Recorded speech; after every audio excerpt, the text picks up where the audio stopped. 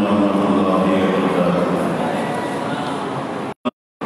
পবিত্র মাহে রবিউল আউয়ালের আজকের এই পবিত্র জুমা এবং 12 রবিউল আউয়াল এই মুবারকপূর্ণ দিনে আল্লাহ পাক আমাদেরকে তার দরবারে হাজির হওয়ার করেছেন। আমরা তার শুকরিয়া আদায় করি, আলহামদুলিল্লাহ। আল্লাহর প্রিয় হাবিবের এবং সমস্ত নবীগণের আগমনের যে দ্বারা ছিল সম্পর্কে আমি কোরআন এবং হাদিস আলোকে সময় আলোকপাত করেছিলাম গত জুমার দিনে। একরাম রাসূলগণের এই ধারাবাহিকতায় একেবারে সকলের শেষে তশরিফ এনেছেন, আল্লাহ পাক প্রেরণ করেছেন আল্লাহর প্রিয় নবী মুহাম্মদুর রাসূলুল্লাহ সাল্লাল্লাহু আলাইহি ওয়াসাল্লাম। আল্লাহর রাসূলের মাধ্যমে সমস্ত নবুয়তের আগে যারা কোনোদিন হবে না যে আল্লাহ রাসূলকে সে অমান্য করে এবং ঈমান না আনে। কোরআন কারীমের মধ্যে আল্লাহ পাক সূরা আল ইমরানের মধ্যে আল্লাহ পাক ইরশাদ করতেছেন যে আমি সমস্ত নবীগণের কাছ থেকে আমি ওয়াদা নিয়েছিলাম যে তোমরা যদি সময় যদি আমার প্রিয় রাসূল অর্থাৎ শেষ নবী যদি এসে যায় তার নবুয়তের দায়িত্ব নিয়ে তোমরা জাআকুম রাসূলুন মুসাদ্দিকুন তিনি যদি তোমাদের কাছে এসে যায় তাহলে তোমাদের দায়িত্ব হবে লা তুমিনুন্না বিহি ওয়া লা তানসুরুন্না, ঈমান আনতে হবে, তাকে মেনে নিতে হবে। ওয়া লা তানসুরুন্না, সে যেই দ্বীনের এবং যে আদর্শের যেই বিধিবিধানের দাওয়াত দিবে তার সেই বিধিবিধান তার সেই আদর্শ প্রচার প্রকাশ এবং প্রতিষ্ঠার জন্য তোমাদেরকে সাহায্য করতে হবে। যদি তোমরা এই দুটি ওয়াদা আমাকে দাও তার প্রতি ঈমান সাহায্য সহযোগী হয়ে যাবে, আল্লাহ বলেন তাহলে আমি তোমাদেরকে নবুয়ত দান করব। তখন সকলেই বলেছিলেন যে অবশ্যই আল্লাহ পাক বলেন তারা তোমরা একে অপরের সাক্ষী হয়ে যাবে। আল্লাহর রাসূল সেই জন্য হাদিসের মধ্যে রয়েছে যদি আল্লাহ রাসূল ইরশাদ করতেন যদি আমার এই সময়ে যদি জীবিত থাকতেন অথবা যদি তিনি তশরিফ আনছেন তাহলে তার জন্য জায়েজ হবে না আমাকে বাদ দিয়ে তার সেই শরীয়ত অনুযায়ী জীবন যাপন করা।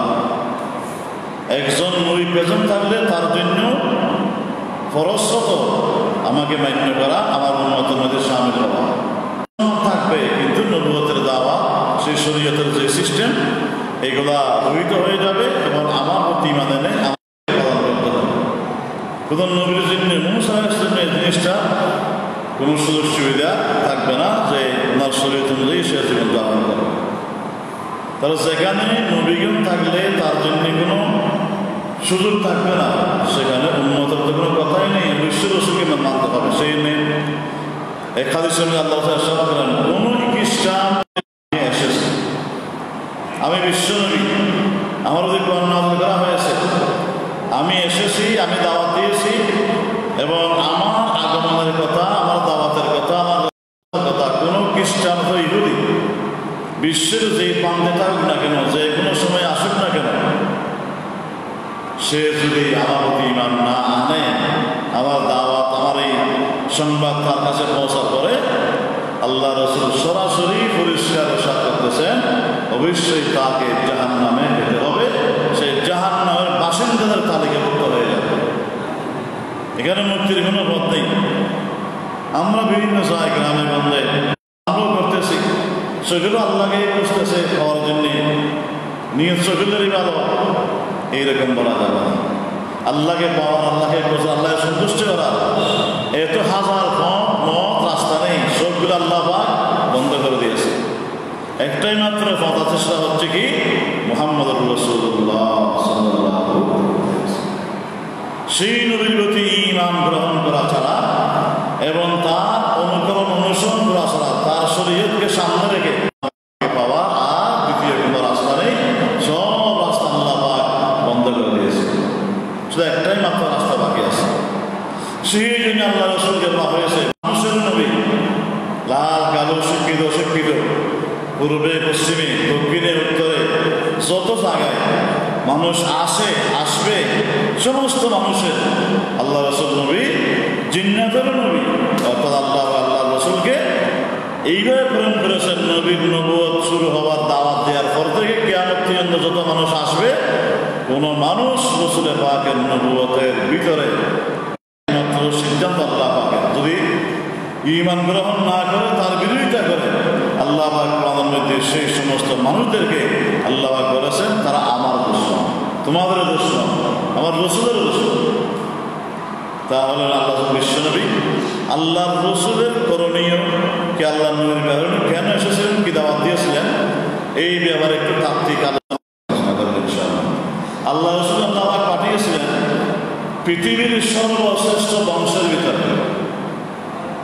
আল্লাহর রসুলের বাপের বংশ, মায়ের বংশ, ওই মহিলাদের দিক দিয়ে আমরা যাই আল্লাহ রসুলের আম্মা যান, আল্লাহর ভাইয়ের আম্মা জানের আম্মা যান, উনার আম্মা যান, এইরকম যত মহিলা দিয়ে চলে যাবে সবগুলার জীবন চরিত্র পবিত্র ছিল। সেই থেকে আদম ইসলাম পর্যন্ত সকলেই ছিল আল্লাহকে সিজদাকারী এবং কেউ কোনোদিন মূর্তির সামনে মাথা নত করেনি। এটা ইঙ্গিত হয়েছে। তাহলে শ্রেষ্ঠ বংশ মায়ের দিক দিয়ে বাপের দিক দিয়ে পবিত্রতার মাধ্যমে আল্লাহ রসুল দুনিয়ার মধ্যে এসেছেন। আল্লাহ নবী ইরশাদ করেন আনা আনফাসা লাইসা ফি আবাই মিল্লাতুন আদম সিফা, আমার মা থেকে খোদা আদম পর্যন্ত এখানে কোনো নারী পুরুষ আমি যাদের মাধ্যমে এসেছি আমার পুরুষেরা এই পবিত্র হানার বিবাহ সাদীর সিস্টেম ছাড়া কোনোদিন আব্বা পিতা মাতাকেও বেবিচারে লিপ্ত হয় না। সুবহানাল্লাহ। অর্থাৎ সব দিক দিয়ে পবিত্র। আল্লাহ আল্লাহ রসুল ইরশাদ করতেন সেই দিন আল্লাহ পাক তামাম সৃষ্টিকে সৃষ্টি করা হয়। আল্লাহ পাক তামাম সৃষ্টির ভিতরে আল্লাহ আদমকে বলি আদম এবং আদমের সন্তানদেরকে আল্লাহ পাক বাছাই করে দিলেন। আল্লাহ পাক বলেন সৃষ্টির ভিতরে আদম সম্মানিত, তার ছেলে মেয়ে সম্মানিত। বলা কথা করলাম না বলে আদম, আমি আদমের সন্তানদেরকে সম্মানিত করেছি, ওদের পদায় এই আদমের সন্তানদের দিয়ে সারা বিশ্বের মধ্যে আল্লাহ পাক বাছাই করে আরবের মানুষদেরকে আল্লাহ পাক বাছাই করে দিলেন, বেছে দিলেন। তার নমুনা ইসমাঈল আলাইহিস সালামের বংশধর। আবার তামাম আরবের মানুষদের ভিতর থেকে আল্লাহ পাক আমাকে বাছাই করে দিলেন। সৃষ্টির সর্বশ্রেষ্ঠ হচ্ছে বনি আদম এবং আদমের সন্তানেরা, তার মধ্যে আল্লাহ পাক বাছাই করে দিলেন। বিশেষ করে আল্লাহ পাক আমাকে বাছাই করে দিলেন। ফালা মাসাল খেয়াল খেয়াল, সেই উত্তমের মধ্যে অতি উত্তম, আরো উত্তম, এইভাবে আমি দুনিয়ার মধ্যে এসেছি। যারা আরবদেরকে ভালোবাসে, ভালোবাসবো না শুধু আরব ইসমাইলের বংশধর, এই আরবিদের ভিতরে আমার রসুল এসেছেন, সেই অনুভূতি নিয়ে কোনো মানুষ আরবদেরকে ভালোবাসে, এই এলাকাকে ভালোবাসে, সেই জমিনে পবিত্র আয়াত নাযিল হয়েছে, সেই জমিনে লক্ষ লক্ষ পবিত্র সাহাবায়ে কেরামদের সেখানে পদচারণা হয়েছিল, তারা রক্ত দিয়েছিল, পরিশ্রম করেছিল দিনের জন্য। সেই জন্য যদি কোনো মানুষ আরবকে ভালোবাসে, তাহলে তার ভালোবাসা হবে আমি রসুলের ভালোবাসার কারণে। এই কারণে আমরা অন্যান্য ভৌগোলিক এলাকা থেকে আমরা আরবদেরকে ভালোবাসি। কোন ভৌগোলিক স্থানে আল্লাহ বা ওহী নাযিল করেন নাই, বিবাহ আসেন নাই, হয় নাই। ওহীর আলোকে সেই জমিনের মালিকানা এগুলো আলোকিত হয়ে গেছে, ভিন্ন হয়েছে। সেই আলমের জমিনের মধ্যে আল্লাহ রাসূল সাহিত্য আছে, সাহাবায়ে কেরাম সাহিত্য আছে, আল্লাহ সেখানে বিদ্যমান। সেই জন্য আল্লাহ রাসূল বলেন তারা ভালোবাসে। ওমন আব্বাসান যেমন তারা এই এলাকায় গাড়ি দিবে, এই এলাকার প্রতি দুশ্মনী এবং হাসদ কিনা মনের ভিতরে অনেক কিছু রাখবেন। আল্লাহ নবী ইরশাদ করেন ফাবি রুকসিয়া কদম, আমার প্রতি বিদ্বেষ থাকার কারণে তার মনের ভিতরে এই জমিনের বাসিন্দাদেরকে এই এলাকাকে সে এই এলাকার বলতেছেন।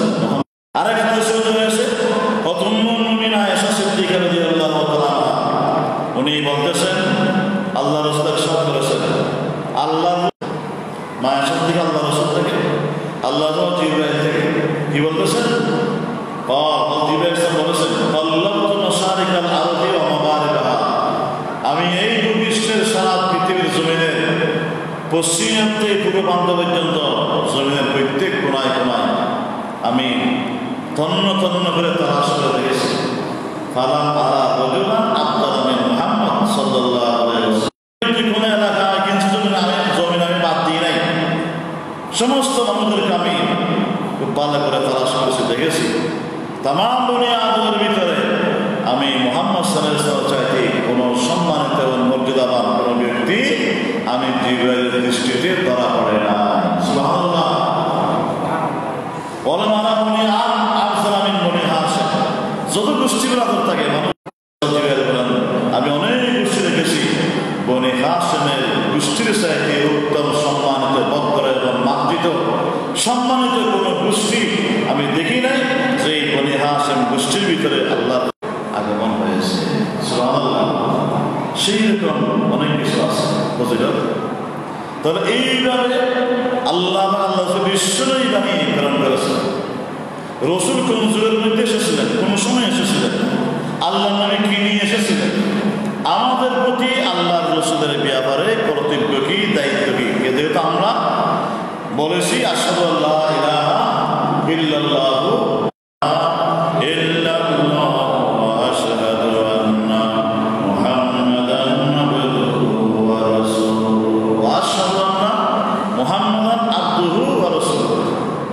আমি সাক্ষ্য দিলাম, এটা পয়সা দেওয়া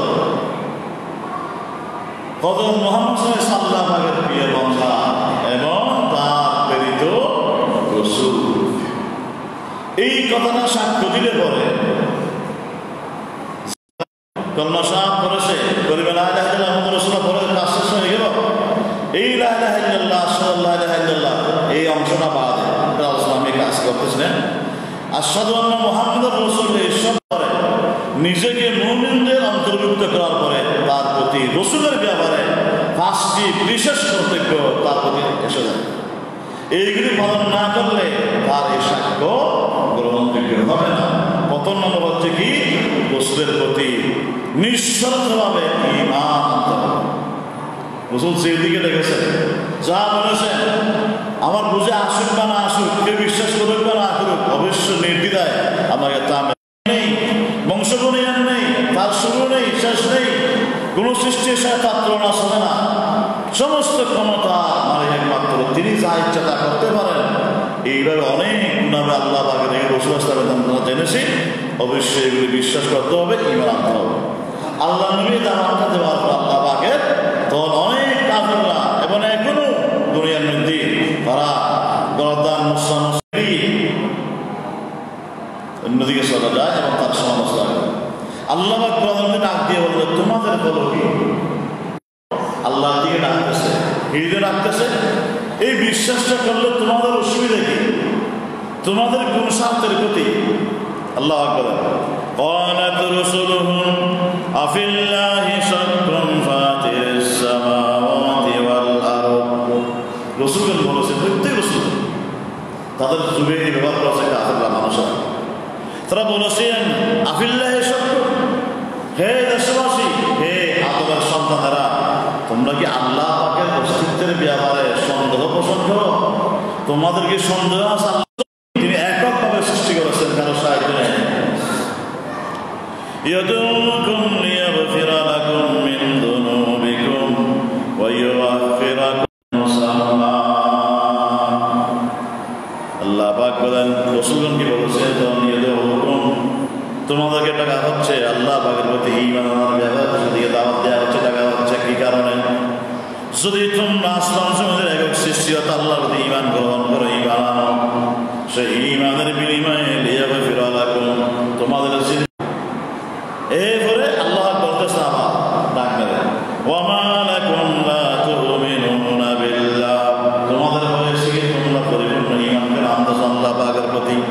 والرسول يدعوكم لتؤمنوا بربكم আমার প্রিয় রাসূল অক্লান্ত পরিশ্রম করেন কে না কে এবং আল্লাহু ওয়াহদাহু লা শারীকা লাহু ওয়া আশহাদু আন্না মুহাম্মাদান আবদুহু ওয়া রাসূলুহু। এই কথা বলার সঙ্গে সঙ্গে মুহাম্মদ রাসূলুল্লাহ শিরকে দেওয়ার সঙ্গে সঙ্গে প্রথম দাবি হচ্ছে, তার হক হচ্ছে, দায়িত্ব হচ্ছে তোমাদের তার প্রতি নির্বিবাদ ঈমান আনতে হবে, তার সিদ্ধান্ত মেনে নিতে হবে। ওয়াতাআতুহু ফীমা আমার রাসূল যা বলেছেন অবশ্যই তোমাদেরকে করতে হবে, পালন করতে হবে। এটাই কলমার দাবি। যেটা আসলে রাসূল শুদ্ধ হবে না, গ্রহণ পৌঁছিয়ে দিয়েছেন আমি আল্লাহর পক্ষ থেকে অবশ্যই তোমাদের তার সত্য মেনে নিতে হবে অন্তর থেকে। রাসূল যেগুলো নিষেধ করেছেন তোমরা তোমাদেরকে সবসময় সেখান থেকে দূরে থাকতে হবে, পলায়ন করতে হবে। আর আল্লাহ ইয়াবুদাল্লাহ ইল্লা মা শারা, আল্লাহর গোলামি করতেই হবে মৃত্যু পর্যন্ত। কিভাবে? রাসূল যেভাবে বলেছেন সেইভাবে। তাহলে এখন রাসূল কেন পাঠিয়েছেন, কোন যুগে পাঠিয়েছেন? অন্ধকার যুগে। আমি সামান্য সময়ে দুই একটা পেশ করব, রাত্রে ইসলামের বিষয়ে আলোচনা। আল্লাহ খেয়াল করুন, ফামিনু বিল্লাহি ওয়া রাসূলিহি ওয়ান নূরিল্লাযী আনজালনা। হে আল্লাহর বান্দারা, তোমরা ঈমান আনো আল্লাহর প্রতি, আল্লাহর প্রিয় রাসূলের প্রতি, ওই আলোর নূরের প্রতি, যে নূর এবং আলো আমি আল্লাহ নাযিল করেছি। অর্থাৎ হচ্ছে কি এই কোরআন। আমাকেও কোরআনকে মানতে হবে। এই কোরআনটা কাগজের কিতাব না, তেলাওয়াতের কিতাব না, আল্লাহ নূর। এই কোরআনের জিনিস তোমাদের সামনে অন্ধকার কোনটা মন্দ কোনটা, এদের কোরআন তোমাকে পাতই করে দিবে। এই আল্লাহ আরো বলতেছেন, ফামিনু বিল্লাহি ওয়া রাসূলিহি ওয়ান নাবিয়্যিল উম্মি। যাকে নবী উম্মি বলা হয়, অর্থাৎ গতানুগতিক বই কলম খাতা কিতাব নিয়ে উস্তাদের সামনে বসে, যিনি দুনিয়ার মধ্যে কোনো লেখা প্রয়োজন তাকে আল্লাহ সবগুলো শিক্ষা দিয়ে দিয়েছে। দুনিয়ার মধ্যে এমন কোনো জ্ঞানী মহাজ্ঞানী নাই যে জ্ঞানী মহাজ্ঞানী নবীকে শিক্ষা দিয়ে শিক্ষিত করেছেন। আল্লাহ রাসূল আল্লাহ প্রেরণ করেছেন শিক্ষক বাণী। আমি কোনো সময় ছাত্র ছিলাম না। সারা দুনিয়ার মানুষ জ্ঞানী আর গুণী রাসূল থেকে শিখবে এবং সবাই আল্লাহ নবীর জ্ঞানের সামনে সকলে হবে কে অত্যন্ত জ্ঞানের ভিখারী এবং জ্ঞানের ভিক্ষু। আসল জ্ঞান, সমস্ত জ্ঞানের মালিক আল্লাহ, উনি শিক্ষা দিয়েছেন। সেই নেতাকে উনি বলা হয়, উনি অনেক ভক্ত আছে, যিনি আল্লাহর প্রতি আল্লাহর কলিমা বিশ্বাস করেন। তোমরা তোমরা তার অনুসরণ করো, তোমরা হেদায়েত পাবে। আরেক জায়গায় আল্লাহ পাক বলতেন, যে ঈমান না আনবে রাসূলের প্রতি, তখন কি হবে? তোমাদের কি অবস্থা হবে? ওয়ামান লাম ইউমিন বিল্লাহি ওয়া রাসূলিহি ওয়া ইন্না আ'তাদনা লিল কাফিরিনা রাসূলকে বিশ্বাস না করো। আল্লাহ পাক বলেন, আমি আল্লাহর কিছু আসে যায় না, আমি আমার নবীর কিছু আসে যাবে না। আল্লাহ পাক বলেন, আমাদের কোনো লাভ ক্ষতি নেই, লাভ ক্ষতির ফলে তোমাদের হবে। ইনফাইন্না আ'তাদনা লিল কাফিরিনা সাইরা। জেনে রাখো, যদি তোমরা ঈমান থেকে পিছনে সরে যাও, আমি নাউযুবিল্লাহ তাদের জন্য যদি ঈমান অনুভূতি না থাকে কলেজের ভিতরে, আমাদের মাধ্যমে হজরত তুলেছিল, আমার ঈমান ভিতরে ছিল অনুপরিমাণ, সেগুলো চোখে দেখা যায় না, এত ক্ষুদ্র। যদি ঈমান থাকে, দুনিয়া থেকে কবরে যেতে পারে, গুনাহের শাস্তি হাজার এবং লক্ষ বছর ভোগ করার পরেও জাহান্নাম থেকে মুক্তি দান করবে। যদি একেবারে ঈমান না থাকে, তাহলে আর কোনো সম্ভাবনা নেই। সেই জন্য বুখারী মুসলিম হাদিসে রয়েছে, ওয়ায়াখরুজু মিনান নার মান কানা ফি কলবিহি মিসকাল যাররাতিন মিন ঈমান। যাররা পরিমাণ অন্তরে বিদ্যমান থাকবে, তাকে একদিন না একদিন শাস্তি ভোগ করার ঈমান এত বড় মূল্যবান জিনিস, সেই ঈমান তাকে মুক্তি দিয়ে দিবে। রাসূলগণ সারা জীবন দাওয়াত দিয়েছেন এই ঈমানের দিকে, সেই ঈমান একদিন না একদিন এই বান্দাকে জাহান্নাম থেকে মুক্তি দিয়ে দিবে। আল্লাহ আমাকে মানো, রাসূলকে মানো, তোমাকে মেনেছো, রসুলকে মানা হবে না। ইয়া আইয়ুহাল্লাযীনা আমানু আতিউল্লাহ ওয়া রাসূলাহ, আমাকে মান্য করো, আমার নবীকে মান্য করো। আর যা বলা হচ্ছে আল্লাহ বলেন আমার রসুলকে এবং আমাকে মানলে কি হবে? ওয়া আতিউল্লাহ ওয়ার রাসূলা লাআল্লাকুম তুরহামুন, আমার বিধিবিধান মান্য করো, আমার রসুল ছেড়ে কাজ করা ছাড়া কোনোদিন তোমরা আমার রহমতের ভাগী হতে পারবে না। মানলে রহমতের ভাগী হতে পারবে না। এইগুলো বলা হচ্ছে আল্লাহ বলেন এখন রসুলকে মানলে কি হবে? ومن يطع الرسول فقد اطاع الله, আমার রসুলকে তোমরা মান্য করো নাই, আমার রসুলকে মান্য করার মাধ্যমে তোমরা আল্লাহকে মান্য করেছো। সুবহানাল্লাহ, রসুলকে মানা মানে আল্লাহকে মানা। যে রসুল প্রেরণ করেছেন, পাঠিয়েছেন,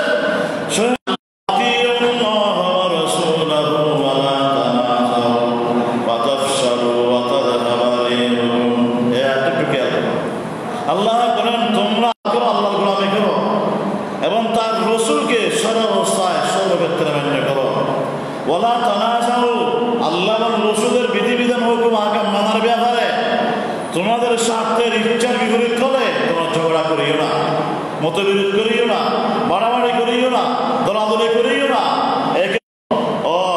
বিয়ে শুনে তাদেরকে চিহ্নিত করে তকমা লাগিয়ে তোমরা ঐক্য নষ্ট করে নিজেদের ভিতরে মতের ভিতরে সেই রকম হাজার ভাগে বিভক্ত হইও না। আল্লাহ বলেন সর্বাবস্থা আল্লাহকে মানো, আল্লাহর কথা মান্য করো, আল্লাহর হুকুম আহকাম মানো, রসুলগুলো মেনে নাও। কে কি বললো না বলো সেদিকে খেয়াল করো না। ওরা থানা যাও, কোন অবস্থায় কোন সময়ে তোমরা খবরদার ঝগড়া করিও না, দলাদলি করিও না, ফিন্ন অসাদ করিও না।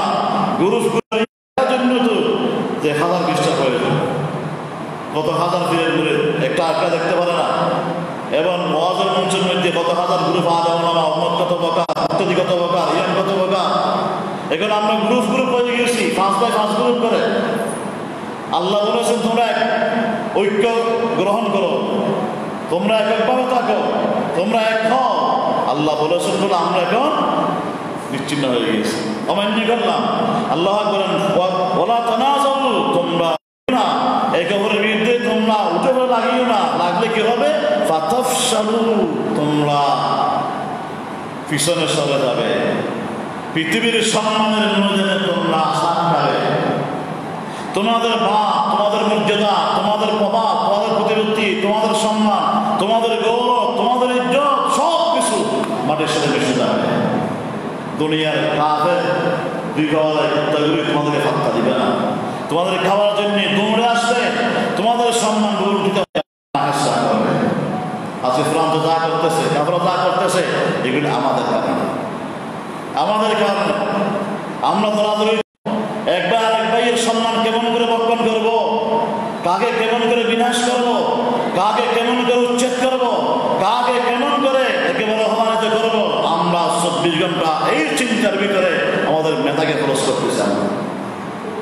আল্লাহ আগে বলেছেন ওয়ালা তানাজাউ ফাতাফশালু রিহুকুম ওয়াতাসবা রিহুকুম, এইভাবে করলে তোমার যে প্রবাস বিশ্বের মধ্যে ছিল এগুলি চলে যাবে।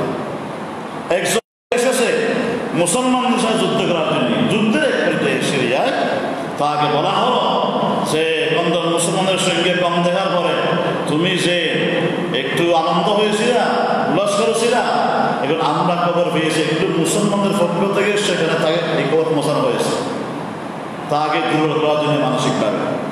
এখন তো পরিবর্তন মুসলিম মদিনা থেকে অনেক সৈন্য সামন্ত নিয়ে স্বয়ং তিনি মদিনা থেকে এই খবর এত 2-3 লক্ষ সেনাবাহিনীর উপর যা ক্ষমতা, সেনাপতি এই খবর জানার পর শোনার পর আসতেছে, সে দান অবস্থাতে বসার সুযোগ পায় নাই, পেশাব করে পিছিয়ে ফেলেছে। আল্লাহ বলে এই বাবা তোমাদেরকে দিয়েছিলাম প্রথম এক শ্রেণী ঐক্যবদ্ধ শ্রেণী, যদি তোমরা করার জন্য উঠে হয়ে লেগে থাকো, সকলেই মুসলমান, সকলেই নবীর উম্মত দাবি করো, সকলেই ভারত নামাজ করো, সকলেই নবীর দরুদ করো, সকলেই মুসলমান দাবি করো, সকলেই কেবলাকে মান্য করো, কিন্তু তোমরা হাজার জন হাজার বিভক্ত, হাজার জনের হাজার হাজার মত, একজনের 210টা মত, নিজে কোন মতের মধ্যে তাও জানে না। আল্লাহ হয়ে যাবে, তোমরা কাফের ইহুদি খ্রিস্টান মুশরিকদের কেল্লার পুতুল হয়ে যাবে। তোমাদের মাথা নেই, তোমাদের কাটা হাত নেই, তোমাদের তারা বন্দি করে, তোমাদের শরীরকে তারা হত্যা করে, তোমাদের শরীরের অঙ্গ বৈজ্ঞানিককে তারা ছিন্ন বিচ্ছিন্ন করে, তোমাদের মাথাকে তারা ফুটবল বানিয়ে বিশ্বের ময়দানে খেলা করে দেবে। তোমাদেরকে তাকিয়ে দেখা ছাড়া দূর থেকে আর কোনো কাজ নেই, যে তোমাদের কোনো পথ নেই, হারিয়ে ফেলেছো কেন? আল্লাহ বলেছে আগে কি মান্য করো নাই। আল্লাহ কি বলেছেন, নবী কি বলেছেন, সেদিকে তোমার গুরুক্ষেপ করো নাই, খেয়াল করো নাই। সেই জন্য আল্লাহ বলেন তোমাদের পথ চলে গেলে তোমরা লাঠির মালিক হয়ে যাবা। রসুলকে নিয়ে গেলে আর এগুলো পজিশন নেওয়ার কোনো কি নাই, তোমাদের ক্ষমা থাকবে না। নীরবে সহ্য করো। আমরা বলি আমরা নবীকে ভালোবাসি, দৌড় করি, আজকে মা নবীর জন্য জানমান যত কষ্ট আছে, এর ধরুন কাফেররা কোন সাহসে বিশ্বের মুখে রসুলকে গালাগালি করে। একটা কারণ আমরা বলি বাস্তবে কাফেরদের রসুলকে যারা গালাগালি করে, নবীর মাকে নিয়ে আব্বাকে নিয়ে যারা সমালোচনা করে, নবীকে নিয়ে যারা লেখালেখি করে তাচ্ছিল্য করে, সেই যে কলম ধরে যে হাত দিয়ে লেখে এবং যে হাত দিয়ে এগুলি হাত করে, যে শিক্ষা দিয়ে এগুলি বক্তব্য দেয়, সেই শিক্ষা বলেই আছে কাফেরদের এইরকম রাস্তা অংশ হয়ে গেছে। মৌখিক ভালোবাসা সহজ, জীবনের ঝুঁকি নিতে হবে। তাহলে রসুলের দুশ্মনেরা মাটির সাথে মিশে যাবে। আমাদের দুর্বলতা এখানে, আমরা কথায় আসি কাজে নেই। ইল্লা মাশাআল্লাহ অন্ধকার আলোর মধ্যে নিয়ে আসার জন্য আমি শুধু সংক্ষিপ্ত সময় মাত্র 5 মিনিটের মধ্যে জিনিসটা একটু বলবো।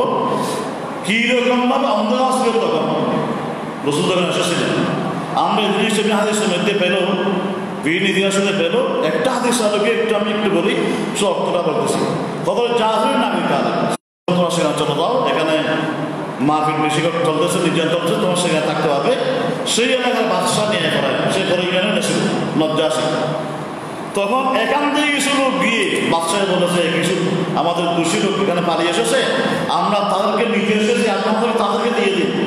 বাদশাহ বলেছে আমি তাদেরকে ডাকবো, তারা কেন এসে তাদের মুখের কথাও শুনবো, তারপরে যদি যুক্তি যে থাকে তোমাদের দাবি, তাদেরকে তোমাদের হাতে অর্পণ করে দেবো, তুলে দেবো।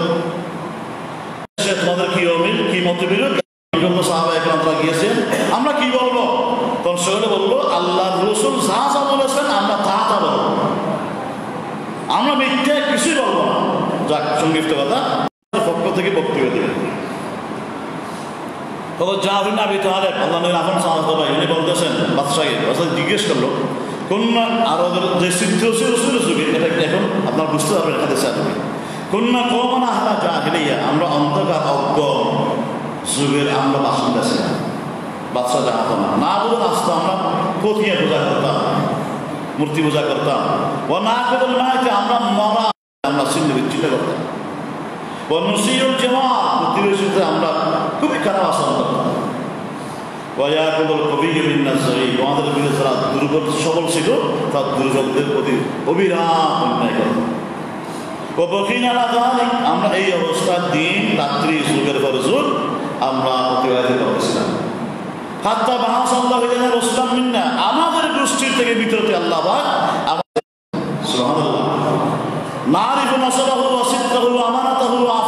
আমরা তার সততা, সত্যতা, পবিত্রতা, বংশ, দুনিয়া সম্পর্কে আমরা সকলেই আমাদেরকে আল্লাহ থেকে দাওয়াত দিয়েছে। আমরা যেন তার ইবাদত করি, তাকে এক বলে মান্য করি, গ্রহণ করি। আমরা যা করেছেন পাথর এবং দেবদেবী, গাছ, বৃক্ষ, এগুলির পূজা, আমরা সেইগুলো বর্জন করে ত্যাগ করি। না আমরা করতাম, আপনারা করতাম, সেই সব কিছু ত্যাগ করি। আমরা মূর্তি পূজা করতাম, পাথর পূজা করতাম, এইগুলি ত্যাগ করে আমরা যেন আল্লাহর গোলামি করি, তাকে এক বলে গ্রহণ করি। মিথ্যার দ্বারা এসে যাবে না। ওয়াদাইন আমানত আদায় করবে, মসলাতের রেহেন আত্মীয়তার বন্ধন মজবুত করবে, ওহসিন জামা প্রকৃতির সাথে সদাচরণ করবে, ওয়ালকাফ আদিল মহারেন অবৈধ কাজ এগুলি বন্ধ করে দিয়ে উচ্ছেদ করবে, ও হাকিনিক দেমা রক্তপাত করবে না। ও নাহান আদিল ফাওয়াহিশ ওয়া কাউলিস সুর, আমাদেরকে নিষেধ করেছে আল্লাহর প্রিয় রাসূল ওয়াকলি মাহালিল ইয়াতিম, এতিমের সম্পদ আমরা ভক্ষণ না করি। ওয়াকসরিল মুহসানাত, সতী নারীকে আমরা যেন অবাদ দিয়ে যেন কলঙ্কিত না করি। ওয়া আমারানা না'বুদাল্লাহ ওয়াহদাহু ওয়া লা নুশরিকা বিহি শাইআ, আল্লাহর সাথে কাউকে শরীক না করে এককভাবে আল্লাহকে মেনে নিয়ে যেন আমরা তার ইবাদত করি, আদায় করি। ওয়া নাসুমা রমজান, আমরা রমজানের রোজাগুলো রাখি। এইগুলি নবী নির্দেশ দিয়েছেন আমাদের, আর ওইগুলি নিষেধ করেছেন। আমাদের এই অবস্থা ছিল আরবের মধ্যে অনেক বছর ধরে। ফাসাদদাকনাহু ওয়া আমান্না বিহি ওয়াত্তাবানাহু আলা মা জাআ বিহি মিন ইনদিল্লাহ। ওর জাহর বলতেছেন, হে বাদশা জাহাপনা, আমরা তাকে অন্ততে সত্য বলে গ্রহণ করে দিলাম, আমরা তার ঈমান আনলাম, তাকে মেনে নিলাম। এমনকি ফাহাল্লালনা মা হাল্লালানা ওয়া হারামনা মা হারামা আলাইনা, তিনি যা হারাম করেছেন আমরা তা বর্জন করলাম, তিনি যা হালাল গ্রহণ করলাম, সুন্দর চরিত্র গ্রহণ করলাম। ফামা কানা মিন কওমিন আইয়ুহাল মালিক, হে বাদশা জাহাপনা, আমাদের জাতির সাথে আমাদের বিরুদ্ধে এটাই হচ্ছে মূল কারণ। সারা বিশ্বের মুশরিক এবং সত্যের দুশমনদের সাথে এখন সামনে ঈমানদারদের সাথে বিরোধের একমাত্র কারণ হচ্ছে এইগুলা। এইগুলাই ইল্লা আদম আলাইনা, তারা আমাদের প্রতিবেশী, পাঁচ যাবনা আসাদ্দার আযাব, আমাদেরকে কঠিন আযাব শাস্তি পুরা দিয়েছিল।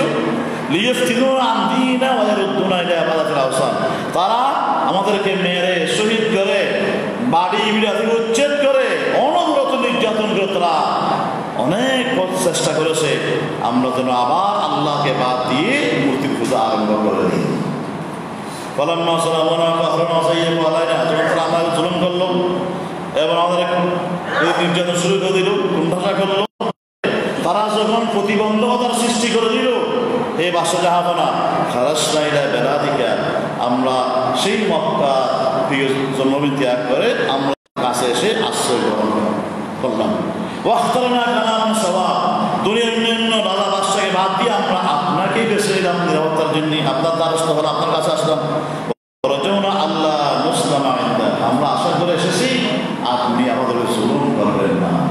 সুবহানাল্লাহ, এই দৃশ্যগুলি ছিল যা কোরআন সংগৃহীত হবে। এইগুলি জাহেলের যুগের অবস্থা, এইগুলি থেকে মুক্তি অর্জন রসুলের আগমন, আল্লাহ নবীর আগমন, সঙ্গে নবী যা নির্দেশ দিয়েছেন এখানে সেগুলো উল্লেখ করা হয়েছে। একটাই হচ্ছে আলু যা নিষেধ করা হয়েছে তা ছিল অন্ধকার, সেই জন্যে আল্লাহ আমাদেরকে এগুলো বুঝার তৌফিক দান করুন। বাকি আলোচনা ইনশাআল্লাহ।